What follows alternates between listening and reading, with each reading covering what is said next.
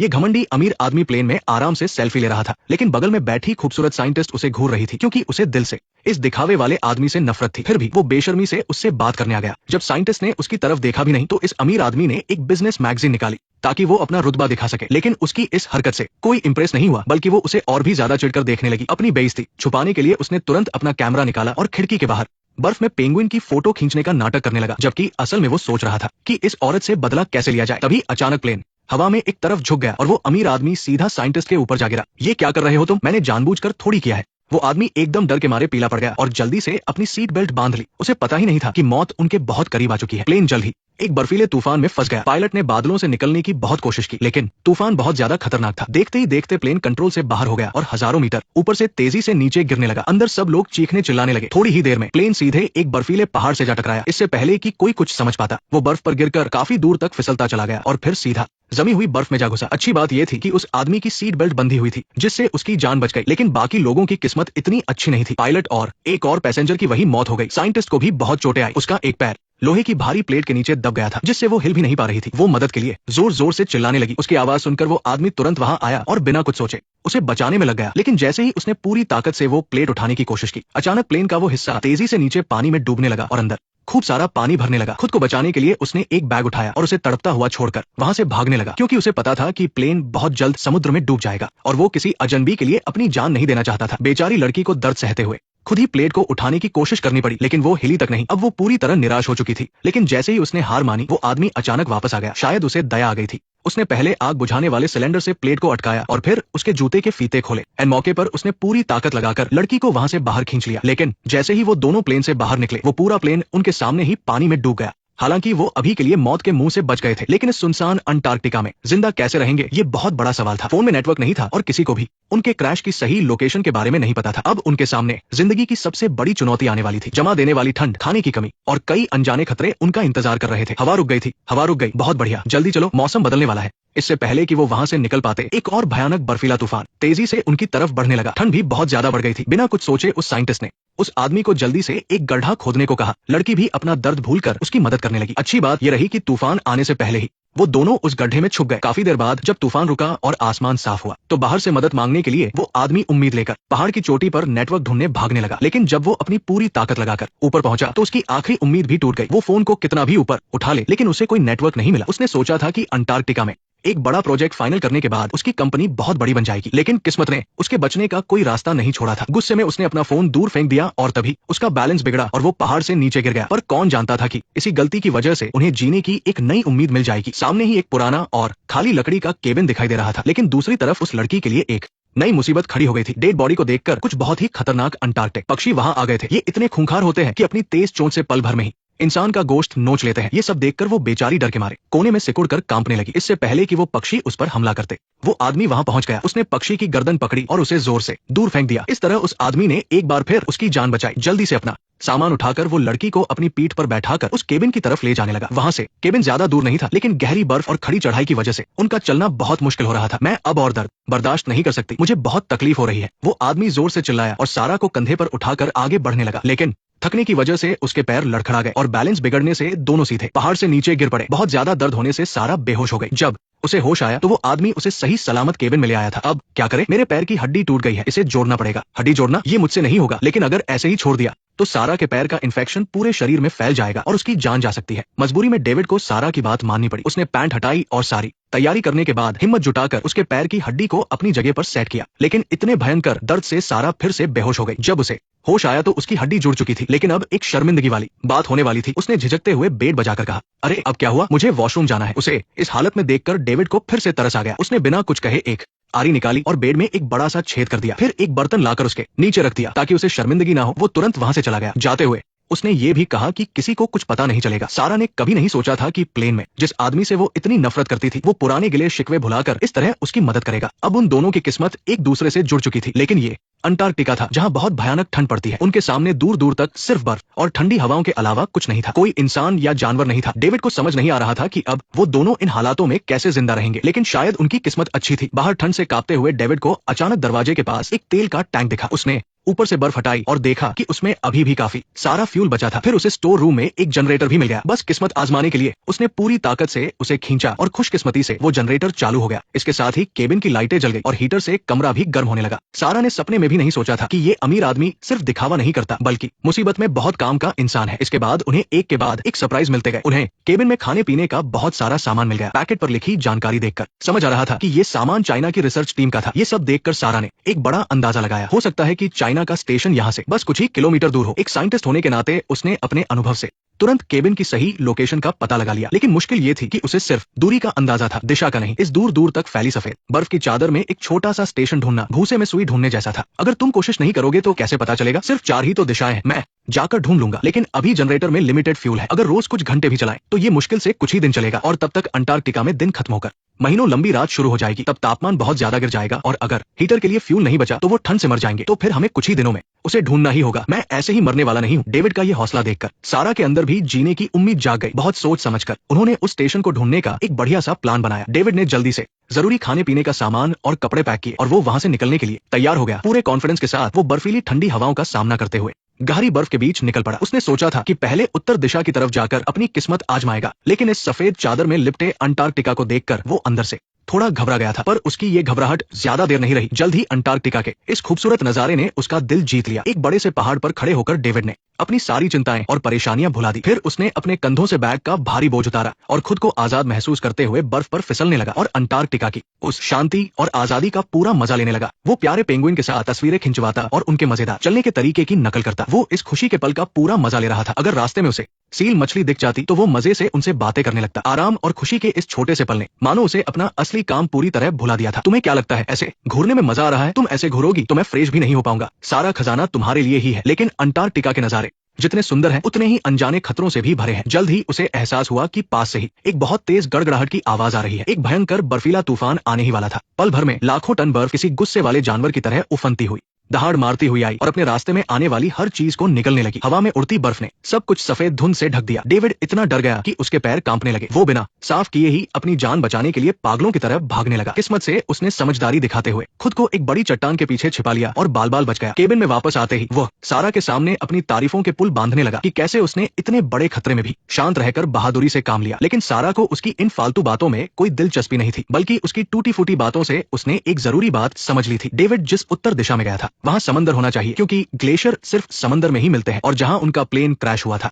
उसके पश्चिम में भी समंदर ही है। अब सिर्फ पूरब और दक्षिण की दिशा ही बची है। लेकिन अभी घर के बाहर चारों तरफ भयंकर बर्फबारी हो रही थी। इसकी वजह से उन्हें खोजने के काम में और भी कई अनजाने खतरे हो सकते थे। इसलिए सारा ने उसे 2 दिन आराम करने के बाद जाने की सलाह दी। इसकी कोई जरूरत नहीं है, मैं आज ही जा सकता हूँ। अगर तुम मर गए तो मैं भी जिंदा नहीं बचूंगी। अगर तुम 2 दिन में वापस नहीं आए तो मुझे खुद ही कुछ करना पड़ेगा। एक ज्योतिषी ने मुझसे कहा था कि मैं बहुत अमीर बनूंगा और मेरा एक भरा पूरा परिवार होगा और मैं अपनी पूरी उम्र जीऊंगा। हालांकि दोनों ही आने वाले खतरों को अच्छी तरह समझते थे, लेकिन डेविड अपनी उम्मीद और विश्वास से सारा को भी हिम्मत दे रहा था। उसने आराम करने में ज्यादा समय बर्बाद नहीं किया और थोड़ा सुस्ताने के बाद फिर से सफर पर निकल पड़ा। इस बार उसने मजाक मस्ती छोड़ दी और अपने कदम तेज कर लिए। आते जाते समय उसने एक एक पल का सही इस्तेमाल किया और बिल्कुल भी देरी नहीं की, क्योंकि उसे डर था कि अगर वो समय पर वापस नहीं पहुंचा तो सारा कोई गलत कदम न उठा ले। अच्छी बात यह रही कि दिन रात की मेहनत के बाद उन्होंने अपनी खोज का दायरा काफी कम कर लिया था। उनके बचने की उम्मीद भी बढ़ती जा रही थी। इस दौरान डेविड को न सिर्फ 20 किलोमीटर दूर औरोरा स्टेशन खोजने जाना पड़ता था, बल्कि केबिन में लौटने के बाद उसे सारा का ध्यान भी रखना पड़ता था। वो उसकी चोटों का ख्याल रखता और उसे आराम करवाता। दिन रात साथ रहने की वजह से सारा के मन में डेविड के लिए काफी बदलाव आ गया था। उसे एहसास हुआ कि जो इंसान उसे हमेशा एक बिगड़ा हुआ रईस लगता था वो असल में कितना जिम्मेदार हो सकता है। शायद पहले वो उसे गलत समझ रही थी और ये उसकी ही छोटी सोच थी। सारा को जल्दी ठीक करने के लिए डेविड ने उसे ताकत देने के लिए कुछ मछलियां पकड़ने का फैसला किया। उसने बर्फ में एक छेद किया, अपना कांटा तैयार किया और धीरे से चारा नीचे डाला। अब उसे बस शांति से इंतजार करना था। अचानक कांटा जोर से हिलने लगा। उसने पूरी ताकत से खींचा और एक बड़ी मछली उसके हाथ लग गई। वापस लौटते समय डेविड बहुत खुश था, लेकिन तभी न जाने कहां से कुछ टूटने की आवाज आई। इससे पहले कि वो कुछ समझ पाता उसके पैरों के नीचे की बर्फ टूटने लगी। एक जोरदार झटके से डेविड की आंखों के सामने एकदम अंधेरा छा गया। जब उसे होश आया तो उसने खुद को एक भयानक मुसीबत में फंसा हुआ पाया। उसके पैरों के नीचे एक गहरी अंधेरी खाई थी और सिर के ऊपर 100 मीटर ऊंची बर्फ की दीवार। सिर्फ हाथों के सहारे ऊपर चढ़ना बिल्कुल नामुमकिन था। इस बिना किसी रास्ते वाली मुसीबत में डेविड ने हिम्मत जुटाई और बर्फ की संकरी दरारों के बीच से मुश्किल से निकलने लगा। उसे उम्मीद थी कि इस मुसीबत में शायद कोई रास्ता मिल जाए, लेकिन कई घंटों तक बिना दिशा के भटकने के बाद भी कोई फायदा नहीं हुआ। काफी देर घूमने के बाद उसने देखा कि वो वापस उसी जगह आ गया था। अब डेविड वहीं रुक गया और सामने की खाई को देखने लगा। ऐसा लग रहा था मानो वो खाई भी उसे ही घूर रही हो। इस गहरी निराशा में उसके दिमाग में एक पल के लिए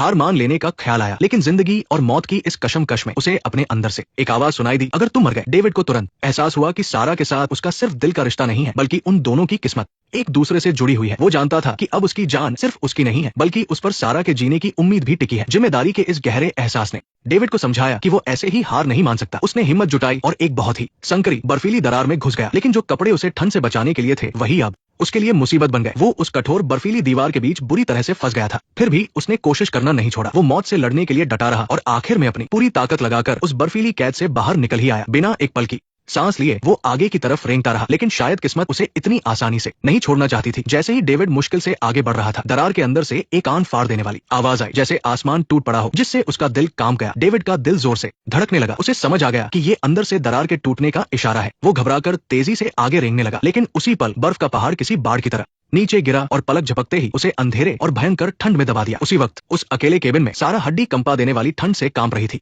वो एक तरफ डेविड के जाने के दिन गिन रही थी और दूसरी तरफ उसे डर था कि कहीं उसके साथ कोई हादसा न हो गया हो। बाहर होने वाली हर छोटी सी आहट से सारा का दिल घबरा जाता था। डेविड को बाहर गए हुए अब पूरे 4 दिन हो चुके थे। सारा की बेचैनी किसी तूफान की तरफ बढ़ती जा रही थी और उसकी आंखों से लगातार आंसू बह रहे थे। उसने अपने हाथ जोड़े, पेंडेंट को कसकर पकड़ा और सच्चे दिल से डेविड के लिए प्रार्थना करने लगी। वो चाहती थी कि ये निर्दयी बर्फीला तूफान थोड़ी दया खा ले और उसे सही सलामत वापस भेज दे, लेकिन किस्मत को कुछ और ही मंजूर था। बाहर की हवा किसी खूंखार जानवर की तरह सब कुछ तबाह कर रही थी। उसने उस पुराने जनरेटर को भी खराब कर दिया। केबिन के अंदर का तापमान तेजी से गिरने लगा और खिड़की के शीशे पर तुरंत बर्फ की मोटी परत जम गई। इस बेबसी के पल में सारा के सामने एक नई मुसीबत खड़ी थी। डर और ठंड साए की तरह उसके साथ थे, लेकिन वो जानती थी कि उसे हार नहीं माननी है, क्योंकि उसे डर था कि अगर डेविड वापस आया और वो नहीं मिली तो वो भी जी नहीं पाएगा। इसलिए उसने दर्द सहते हुए मुश्किल से केबिन के बाहर रेंगना शुरू किया और जनरेटर को फिर से चालू करने की कोशिश की, लेकिन बर्फ के कारण रस्सी बहुत कमजोर हो गई थी। सारा ने जैसे ही रस्सी को जोर से खींचा, वो टूट गई। रस्सी के साथ साथ उसकी जिंदा रहने की आखिरी उम्मीद भी टूट गई थी। इस वक्त मौत से भी ज्यादा डरावना था जिंदगी के आखिरी पलों का अकेलापन और निराशा। इतने दिन बीत गए थे, शायद डेविड के साथ कुछ बुरा हो गया हो। आखिर अंटार्कटिका जैसी खतरनाक जगह पर जिंदा बचना किसी चमत्कार से कम नहीं है। वो आसमान से गिरती हुई बर्फ को देखती रही और दूर दूर तक फैले उस खूबसूरत और शांत बर्फीले मैदान को भी। शायद अपनी जिंदगी को यहीं खत्म कर लेना ही सबसे बड़ा छुटकारा था। उसने धीरे से अपनी नजरें घुमाई और आखिर में पास ही पड़े एक टिन के ढक्कन पर उसकी नजर गई। आत्महत्या का ये ख्याल किसी शैतान की तरह उसे हमेशा के अंधेरे में बुला रहा था। आखिरकार उसने अपने कांपते हाथों से अपनी कलाई काट ली। उसका लाल खून उसके दर्द की तरह खामोशी से उस ठंडी बर्फ पर बहने लगा। उसने अपनी आंखें बंद कर ली और अपनी जान को ठंडी हवाओं के हवाले कर दिया। लेकिन दूसरी तरफ डेविड ने अभी हार नहीं मानी थी। उस गहरे अंधेरे में वो अपने लाइटर की हल्की रोशनी और सारा की चिंता के सहारे अपनी पुरानी कुल्हाड़ी से बर्फ काटकर बाहर निकलने का रास्ता बना रहा था। वहां से बच निकलने के बाद उसने एक पल भी बर्बाद नहीं किया और गहरी बर्फ पर अपनी पूरी ताकत लगाकर वापस दौड़ पड़ा। लेकिन जब वह केबिन में लौटा तो वही हुआ जिसका उसे सबसे ज्यादा डर था। वो घबराकर सारा के पास गया और झुककर उसकी कमजोर होती हुई सांसें सुनने लगा। उसका दिल डर से बैठा जा रहा था। वो जोर जोर से सारा का नाम पुकारने लगा, ये बताने के लिए कि वो अभी भी जिंदा है। गनीमत रही कि सारा सिर्फ बेहोश थी और जल्दी ही उसे होश आ गया। ये देखकर कि सारा ठीक है, डेविड की जान में जाना है, उसने उसे कसकर गले लगा लिया। वो खुद को कोस रहा था और बहुत डरा हुआ भी था। वो सोच भी नहीं सकता था कि सारा के बिना उसकी दुनिया कितनी अकेली और सूनी हो जाती। शुक्र है कि किस्मत ने उन्हें एक और मौका दे दिया। डेविड ने जल्दी से जनरेटर ठीक किया और अपनी जान पर खेलकर लाई गई मछली का सूप बनाया। लेकिन इतना सब कुछ झेलने के बाद भी सारा अभी तक उन डरावने पलों से बाहर नहीं आ पाई थी। उसकी आंखें खाली और उदास थी, मानो उसने अपनी आत्मा खो दी हो। आने वाले कल को लेकर वो डरी हुई थी। उसे नहीं पता था कि ऐसे दिन कब खत्म होंगे। मैं बर्फ की खाई में गिर गया था, हम जिंदा बच जाएंगे, है ना? डेविड को सारा से वो जवाब नहीं मिला जो वो चाहता था, लेकिन वो जानता था कि जितनी जल्दी हो सके औरोरा स्टेशन पहुंचना ही उनके बचने का इकलौता रास्ता है। इसलिए उसने आराम नहीं किया और थोड़ा सा सुस्ताने के बाद तुरंत निकलने का फैसला किया। लेकिन जाने से पहले उसे अब भी चिंता सता रही थी। अगर तुम सच में मेरे बिना या अगर मैं वापस ना आ पाऊं तो मैं चाहता हूं कि तुम कम से कम सारा डीजल इस्तेमाल कर लो और डिब्बे वाला खाना खत्म कर दो, उसके बाद ही कुछ सोचना। डेविड ने हिम्मत करके बर्फ पर चलना शुरू किया। हड्डियों को कंपा देने वाली सर्द हवाओं का सामना करते हुए उसने कई पहाड़ पार किए। वो बिना रुके उस दूर औरोरा स्टेशन को ढूंढ रहा था। उसके कदमों के निशान इस विशाल बर्फीले इलाके में हर जगह फैल चुके थे, लेकिन इस शांत दिखने वाली बर्फीली जमीन के नीचे कई ऐसे खतरे छिपे थे जिनका कोई अंदाजा नहीं लगा सकता था। जब डेविड अपना पूरा ध्यान लगाकर आगे बढ़ रहा था तभी उसकी आंखों में एक तेज दर्द हुआ। ऐसा लगा जैसे उसकी आंखों के अंदर आग भड़क उठी हो या फिर किसी ने एक साथ कई सुइयां चुभा दी हो। वो दर्द से तड़पते हुए बर्फ पर घुटनों के बल गिर पड़ा। उसने मुश्किल से सख्त बर्फ को तोड़ा और जल्दी से मुट्ठी भर बर्फ उठाकर अपनी आंखों पर रख ली ताकि इस भयानक दर्द से कुछ राहत मिल सके। लेकिन उसे नहीं पता था कि हालत और भी खराब होने वाली है। उसकी आंखों के सामने धुंधलापन छाने लगा और नीचे का रास्ता भी अब साफ नहीं दिख रहा था। डेविड सिर्फ अपने अंदाजे के भरोसे लड़खड़ाते हुए उस बर्फ में आगे बढ़ता रहा, गिरते पड़ते और घिसटते हुए। आखिरकार वो लकड़ी के घर के पास पहुंच गया। हालांकि घर बस कुछ ही दूरी पर था, लेकिन उसे कुछ दिखाई नहीं दे रहा था। वो पूरी तरह से खोया हुआ और बेबस महसूस कर रहा था। घबराहट में उसे कुछ समझ नहीं आ रहा था और वो हताश होकर पूरी ताकत से चिल्लाने लगा। उसकी इस चीख ने घर के अंदर सो रही सारा को चौंका कर जगा दिया। वो जल्दबाजी में किसी तरह बिस्तर से उठी और तुरंत डेविड को जवाब देने लगी। उसकी यह आवाज डेविड के लिए ऐसा था जैसे गहरे समंदर में भटके हुए को किनारे की रोशनी मिल गई हो। इसने उसे सही रास्ता दिखाया और धुंध से बाहर निकालकर घर तक पहुंचाने में मदद की। डेविड डेविड मैं यहाँ हूँ, मैं यहाँ हूँ। डेविड के बच जाने के बाद वो सीधा जाकर सारा के गले लग गया और फूट फूट कर रोने लगा, क्योंकि अब उसकी आंखों की रोशनी जा चुकी थी। उसे लगा कि अब बचने की कोई उम्मीद नहीं है। गनीमत है कि सारा ने उसे बताया कि ऐसा सिर्फ लंबे समय तक बर्फ में चलने और उसकी चमकती रोशनी की वजह से हुआ है। उसे स्नो ब्लाइंडनेस हो गया है। बस 3 दिन आराम करने से वो पूरी तरह ठीक हो जाएगा। ये जानकर डेविड ने राहत की सांस ली और सारा की गोद में सिर रखकर गहरी नींद में सो गया। डेविड की हिम्मत और कभी हार न मानने की जिद धीरे धीरे सारा के टूटे हुए दिल को भी जोड़ रही थी। जब डेविड घर में आराम कर रहा था तब सारा ने प्यार से उसके नहाने के लिए गर्म पानी तैयार किया। सारा ने भी इस प्यार का जवाब अपने तरीके से देने का फैसला किया। उसने एक कैंची ली और डेविड की दाढ़ी सेट करने लगी। पर्दों से छनकर आती हुई सूरज की रोशनी ने न सिर्फ कमरे के हर कोने को रोशन कर दिया बल्कि उन दोनों के बंद दिलों को भी धीरे धीरे पिघलाना शुरू कर दिया। इस शांत और खूबसूरत माहौल में उनके बीच एक ऐसा प्यार पनपने लगा जिसे लफ्जों में बयां नहीं किया जा सकता था। डेविड ने प्यार से सारा के बालों को हटाया और फिर खुद को रोक नहीं पाया और धीरे धीरे उसके करीब आने लगा। तुम्हें दिखाई दे रहा है, मैंने ठीक से नहीं देखा। कभी एक दूसरे की शक्ल न देखने वाले ये 2 दुश्मन अब साथ रहते थे, एक दूसरे को पसंद करने लगे थे। लेकिन दोनों में से किसी की भी अपने दिल की बात कहने की हिम्मत नहीं हो रही थी, क्योंकि दोनों ही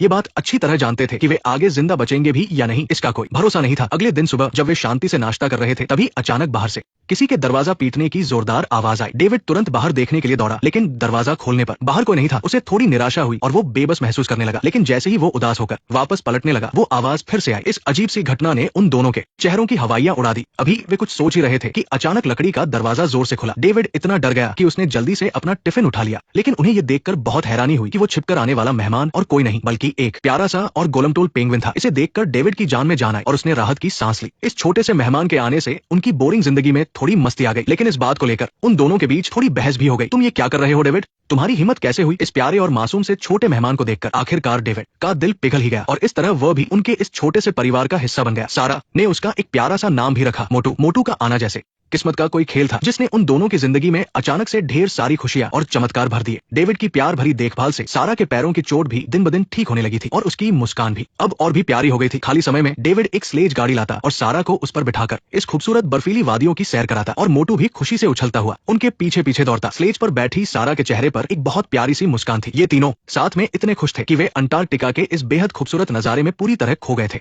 मानो वे अपनी सारी मुश्किलें भूल गए हों। अगर वे सच में वापस नहीं जा सके तो हमेशा ऐसे ही जिंदगी बिताना भी उनके लिए बहुत खुशी और प्यार भरा एहसास होता। उस पल डेविड और सारा दोनों को एक दूसरे से प्यार हो गया था। शायद सच्चा प्यार वही है जो मुश्किल समय में एक दूसरे का सहारा बने, आम दिनों में साथ निभाए और तूफानों के बीच एक दूसरे का हाथ कसकर थामे रहे, बिना भविष्य की चिंता किए और बिना डरे। लेकिन जैसे जैसे दिन बीतते गए उनके सामने खाने की कमी की एक बड़ी मुसीबत आने वाली थी। डेविड ने तुरंत बाहर जाकर मछली पकड़ने का फैसला किया। सारा ने उसे बहुत ही प्यार से रास्ता बताया, लेकिन डेविड ने मौके का फायदा उठाकर उसके साथ थोड़ी फ्लर्टिंग की। सारा ने झेम कर खुद को पीछे किया, लेकिन जब डेविड ने दोनों हाथ जोड़कर सच्चे मन से प्रार्थना की तब सारा को समझ आया कि उसने उसे गलत समझा था। उसने अपने गले का लॉकेट उठाया और मन ही मन उसके लिए प्रार्थना करने लगी ताकि उसे दोबारा स्नो ब्लाइंडनेस न हो। बाहर निकलने से पहले डेविड ने सारा का दिया हुआ चश्मा पहन लिया। अब बर्फ की चमक उसकी आंखों में नहीं चुभ रही थी, लेकिन जैसे ही वो तैयार होकर बाहर जाने लगा उसका पहले वाला कॉन्फिडेंस गायब हो गया था। मैं तुम्हारा इंतजार करूंगी, ये छोटे से शब्द किसी धूप की किरण की तरह थे जिन्होंने डेविड के दिल का सारा डर और बेचैनी दूर कर दी। उसे ऐसा लगा जैसे उसे बहुत सारी हिम्मत मिल गई हो। वो बिना डरे तेज बर्फीले तूफान में आगे बढ़ने लगा। उसका हर एक कदम बहुत मजबूत और पक्का था। सारा के बताए हुए रास्ते पर चलकर वो अपनी जगह पर पहुंच गया। उसने घुटनों के बल बैठकर बर्फ को हटाया और तभी उसके सामने कई सारी मछलियां तैरती हुई दिखाई दी। लेकिन तभी एक बहुत भयानक और डरावनी आवाज के साथ एक बहुत बड़ी चीज उसके सामने आ गई। इससे पहले कि वो कुछ समझ पाता उसके सामने की बर्फ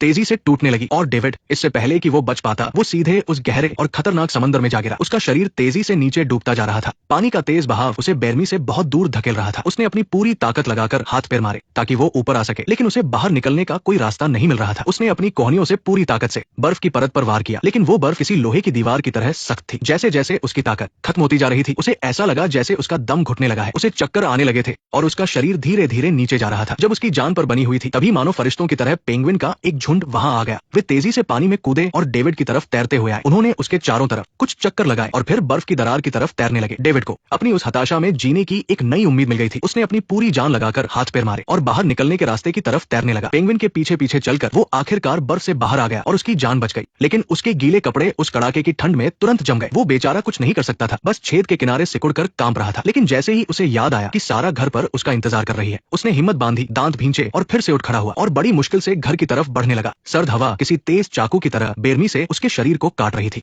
उसे ऐसा भयानक दर्द हो रहा था जैसे वो हवा उसके शरीर और उसकी हिम्मत दोनों को तोड़ देना चाहती हो। लेकिन उस भयानक दर्द के बीच सारा ही उसकी आगे बढ़ने की इकलौती वजह थी। वो अपने सुन्न हो चुके पैरों को घसीटता हुआ भारी लेकिन मजबूत कदमों से एक एक कदम आगे बढ़ा रहा था। हड्डियों को जमा देने वाली उस ठंड में सिर्फ सारा के ख्यालों के सहारे उसने अपनी आखिरी बची हुई हिम्मत से काम लिया और लकड़ी के घर तक पहुंच गया। इस वक्त डेविड की ताकत पूरी तरह जवाब दे चुकी थी और वो सीधा बेहोश होकर गिर पड़ा। सारा ने बिना कुछ सोचे जल्दी से उसके वो जमे हुए कपड़े उतार दिए और फिर बिना एक पल गवाए उसने डेविड के उस ठंडे शरीर को कसकर गले लगा लिया ताकि वो अपने शरीर की गर्मी से उसे गर्माहट दे सके। अपने बेइंतहा प्यार से उसने डेविड की सारी ठंडक दूर कर दी। जब डेविड को होश आया और उसने देखा कि सारा ने उसके लिए क्या कुछ किया है तो उसके चेहरे पर एक बहुत प्यारी सी मुस्कान आ गई। ये एक नई जिंदगी मिलने की खुशी थी और सारा के इतने प्यार और देखभाल के लिए उसका शुक्रिया था। लेकिन ये खुशी ज्यादा देर तक टिक नहीं पाई। राशन की कमी उन्हें धीरे धीरे एक अनजान खतरे की तरफ धकेल रही थी। तुम भी खा लो। और सबसे डरावनी बात यह थी कि उनके पास ईंधन भी बहुत कम बचा था। अगर उन्हें जल्दी ऑरोरा स्टेशन नहीं मिला तो वे बहुत जल्द हार मान जाएंगे। हमेशा मजबूत रहने वाला डेविड भी अब चुपचाप रहने लगा था। लेकिन फिर एक दिन